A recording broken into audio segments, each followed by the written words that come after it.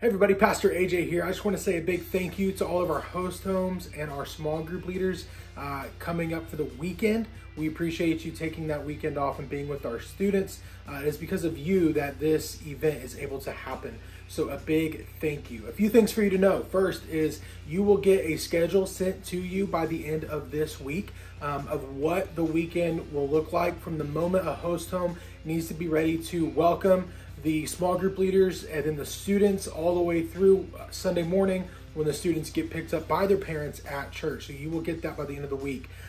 Next, I will also send the list of the small group leaders, the host home info, the list of the students with their parent info, because one of the things I'm going to ask you to do is contact the parents of your students. I need your help to contact the parents of the students to give them all the information that they need for the weekend. There are so many students involved in this. I can't do that on my own. So I'm leaning on you to be able to do that. Here are a few things you need to tell the parents of your small group when you contact them. First, introduce yourself. Let them know who you and your co-leader is, and let them know who the host home hosts are. And the address for the student to be able to be dropped off. You'll also be able to share the schedule with them. And I encourage you to do this all over text. Okay, we have asked our parents the number one way they want to be contacted, and they have always said text message. So please text that information over to the parents and be able to answer any questions that they have. Remind the parents that students are supposed to be dropped off by 6 p.m. Now, you guys as small group leaders will know that you need to leave your host home by 6:30, but do not tell the parents that, because they will wait until 6:30 to drop the students off. Instead, tell them you need them there about 6:15, but they can be dropped off anytime after 6 o'clock, okay? Give the address to parents and let them know all the adults have background checks. Tell parents to have students eat dinner before they come. There are going to be snacks after the service, but before the service, they're not going to have anything to eat. So make sure that they eat dinner before they come.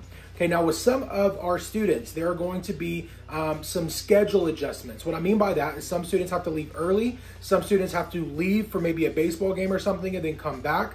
Some students aren't staying overnight. There are a lot of different students with needs like that. So I'm asking our parents to communicate that with our small group leaders. And so if you get that from a parent, all I'm asking that you do is shoot me a text. Let me know who it is and the schedule adjustment we're making for them. But outside of that, I'm asking our small group leaders to be the ones in charge. Now, here is the catch on that. Make sure parents know that whatever parent drops a student off must always be the same parent who picks them up.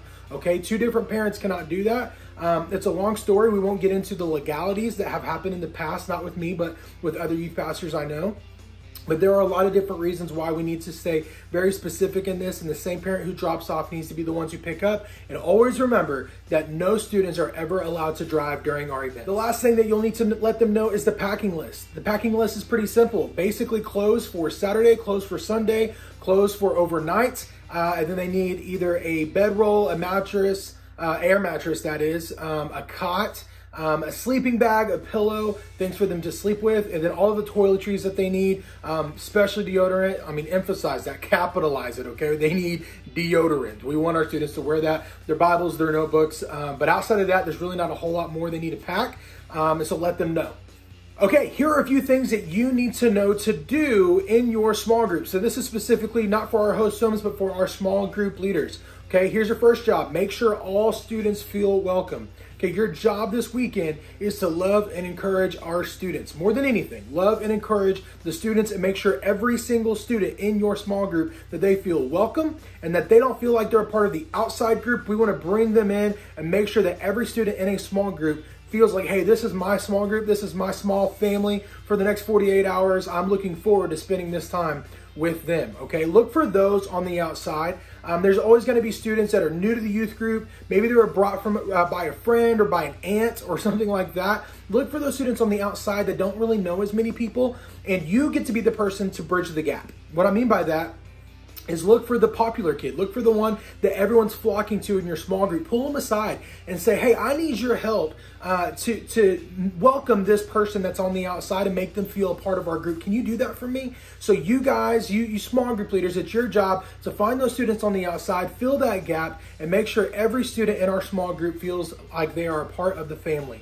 Okay, I want to encourage you big time to please remember the names. Remember the names. Learn the names. Even before you leave Friday would be great. Play an awkward name game if you have to. If you want to do something like that, let me know, and I will give you a call or shoot you a text and give some instructions on some of those name games you can play. But if you learn names immediately, as soon as possible, those students will already feel much more loved than when they showed up. Believe it or not, students feel so loved when an adult remembers their name. So go out of your way to make sure that you do that. Now, when it comes to small group time, there's only 2 or 3 times that we're going to have small groups. It'll be on your schedule.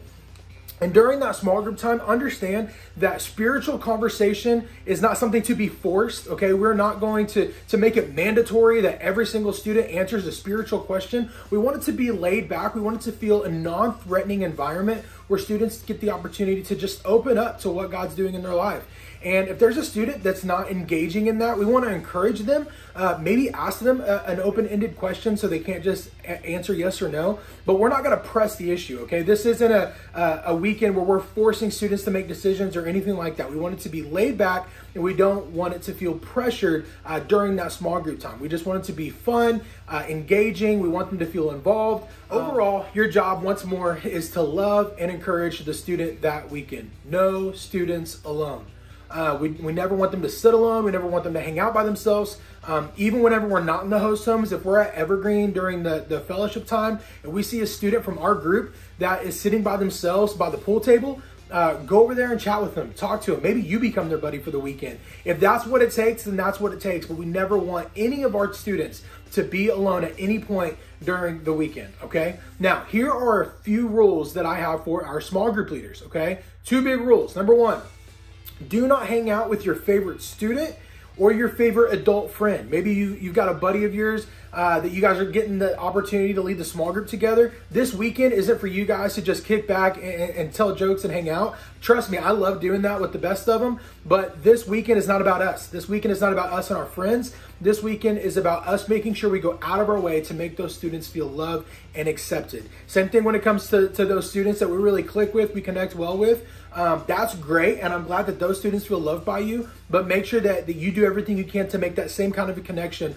with those students who are on the fringe, okay? Next is never be alone in a host home or in a vehicle with a student. Okay, never be alone with a student. I don't care if it's same gender. We never want to be alone with a student just for legal reasons. We want to always protect ourselves when it comes to that. Next, remember to contact me anytime anything questionable happens with you or your small group or your students, or if anything awkward or questionable is talked about, discussed in your small group. Maybe a kid opens up about a traumatic experience that he's never or she's never shared with anybody. In that moment, I want to encourage you, please don't pull them aside and go one-on-one and try to be a trauma counselor. Sometimes it's in our intuition to try to just be there for that student, but sometimes that's not the best way to go about it. If there's something serious that comes up, something questionable that comes up, please contact me immediately, and then I will come and help handle that situation, okay? We do not want you guys to have to handle those situations on your own, specifically because we need you to be with the rest of the students. So contact me if anything like that happens. If there's a student, if there's a leader that needs anything at all, you left hand sanitizer at home and you need me to bring you a bottle, anything that you need, just reach out. I've made myself available for moments like these, for me to be able to come handle hard situations, for me to be able to take care of needs. I'm available, okay? So contact me. And then simply, if you have any questions, okay, sometimes people say it's better to ask forgiveness than permission. Okay, not when we're dealing with teenagers, okay? If you have any questions at all, please reach out to me and let's get those things taken care of. And then always remember to please text me first unless there's an emergency. If there's an emergency, immediately pick up the phone and call me over and over and over again until you get a hold of me if there's an emergency. Otherwise, if it's just there's a question or you guys need something, shoot me a text first in case I'm in the middle of something, and then I will get back to you immediately, okay? There's a lot of people that could be contacting me this weekend, so just make sure that you shoot me a text and then we'll go from there. Now, host homes and small group leaders. Here is the deal with reimbursement, okay? If you are driving during the weekend of this event, students to and from host homes and such, here's what I want to ask you to do. Start the event on a full tank, okay? Before you show up to the host home on Friday, start with a full tank of gas in your car, and then on Sunday after church, when you are driving for the weekend, go fill up. Okay, that way we start on full tank, we end on a full tank, and then send me a picture through email or through text. Send me a picture of that receipt, and I'll be able to cut you a check of reimbursement.